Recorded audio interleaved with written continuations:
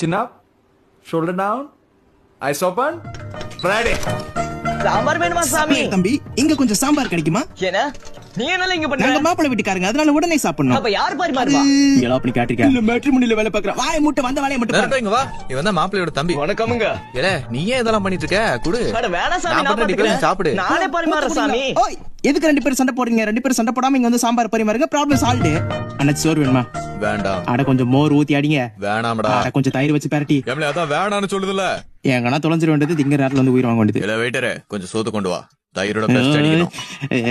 ஏன்டா பாசி தலையா, நான் உன சோறு வேணுமான்னு கேட்டனா இல்லையாடா?